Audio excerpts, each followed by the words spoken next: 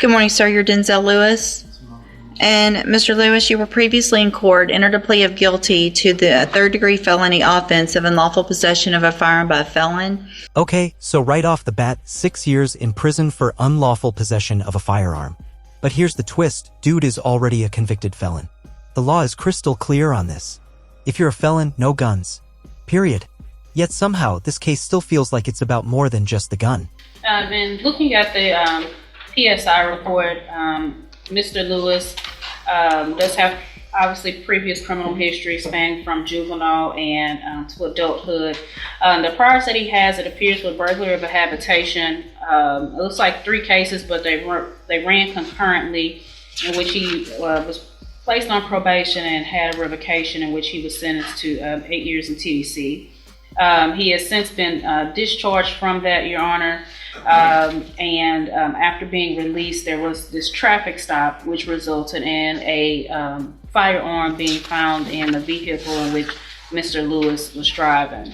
Obviously, in reading his response to the PSI officer, I would allow him to elaborate more on that. Obviously, he did plead guilty to the offense, taking responsibility, and we are seeking probation in this case, Your Honor. We believe that at this point in Mr. Lewis's life, he understands, obviously, being incarcerated before, that it's not somewhere that he wants to go back and spend potentially 6 additional years of his life.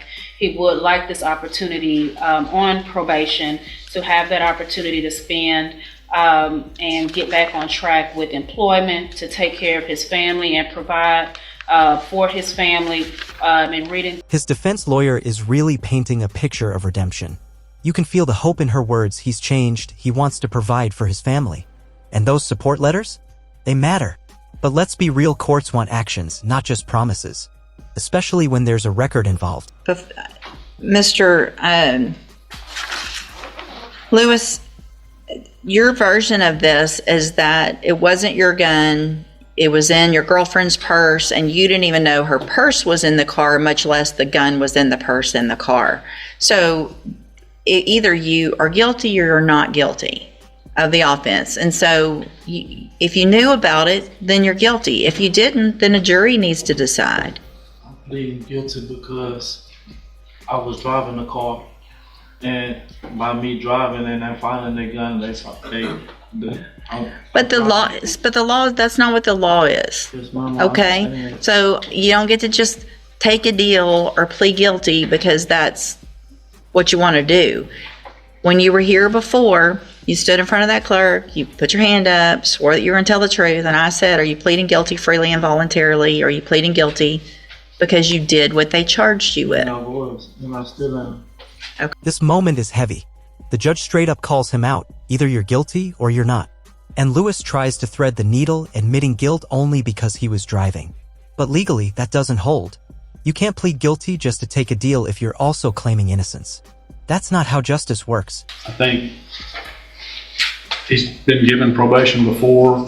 It was not successful. He's been revoked. The actions in the jail clearly show he doesn't have any respect for authority or rules. I don't feel like he's a proper candidate for probation, so we're asking for a 6-year sentence in TDC. Prosecutor came in hard. No respect for authority, repeated probation failures. When the state lays that out, it's almost like they're saying, fool me once, shame on you. Fool me twice? No shot of probation. And honestly, that logic tracks. Mr. Lewis, one thing I noticed in several of these letters that friends and family members said, I think 3 of them actually used the word respectful, that you're a respectful young man. What has been going on in our jail is the furthest thing from respectful that I've seen. The number of times, and the fact that I have to say this out loud, the number of times that you choose to masturbate in front of the officers on purpose is ridiculous. I speak on that, Sure. The case wasn't on me. Somebody else had a case, and the woman even talked to the lieutenant to get it removed up off of my file, but it still shows up. That was not on me. It's somebody else. It's more than one time. Now this is where it gets disturbing. The judge reads a long list of misconduct from jail, and it's not just insubordination. We're talking sexually explicit behavior in front of officers. Multiple times? That's not just disrespect, that's straight up predatory. Viewer note, this part needs a strong content warning, and I'd recommend muting the audio and overlaying this commentary during graphic descriptions. So hold on. So on April 14th, let's just go through them. On April 14th, you were in trouble for not being in your bunk, that you had been given several orders to go to your bunk. You proceeded to walk around yelling, "Bitch, stop talking to me." So that's from April 14th, last week. Then on April 7th, it alleges that you had your hands in your pants, moving in and back and forth, that you were told to take your hands out of your pants, and that you had been told before, or this officer had been briefed on the fact that you were known for doing this. Your response, according to this, is that that person should have asked the officers how big your penis, anyway. Since they want to be talking about you, they should have told them about that too. Then, on March 25th, before that, a week, so another officer, and these aren't the same officers, it's not the same person saying the same thing about you, somebody has some vendetta against you. So on March 25th, started to do rounds. Notice that you were watching the person doing rounds, had his hand over his midsection as if he was rubbing on himself. March 18th, another different officer. Notice monitoring the bunk. There you are, laying on your back, stroking your penis in a back and forth motion, told not to do so.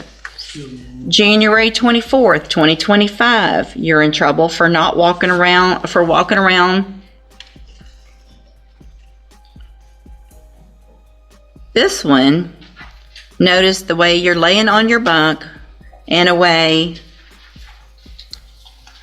making motions under the blanket, walked past, turned around to see if you were still doing it. Then you supposedly look at this officer and say, "I'm not doing anything," while you lifted the blanket up for that officer to see it.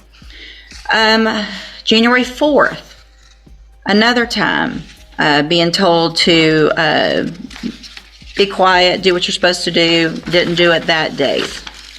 December 29th, another issue of not following the rules.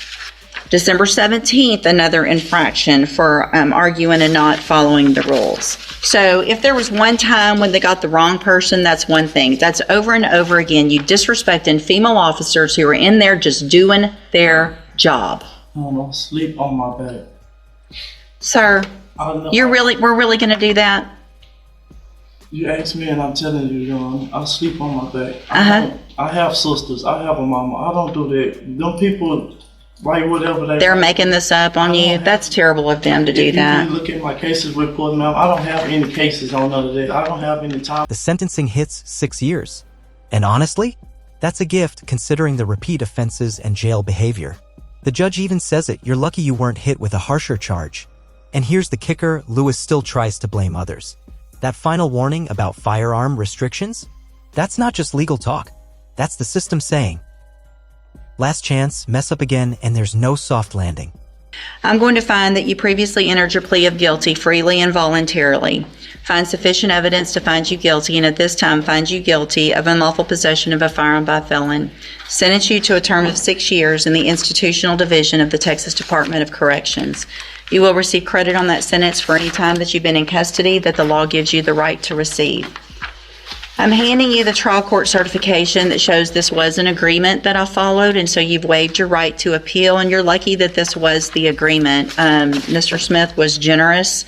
The fact is, you could have been enhanced to a second-degree felony because of your history, and you're lucky you weren't. I have also handed you a written admonishment regarding your ineligibility to possess a firearm or ammunition. Obviously, you know this, but I'm required to read this to you. Because of the judgment entered against you, you're ineligible under Texas law to possess a firearm or ammunition. Possession of a firearm or ammunition could lead to charges against you. Firearm is a legal term, and you should read the written admonishment I provide you to see what devices qualify as a firearm. If you have questions about the laws that make you ineligible to possess a firearm or ammunition,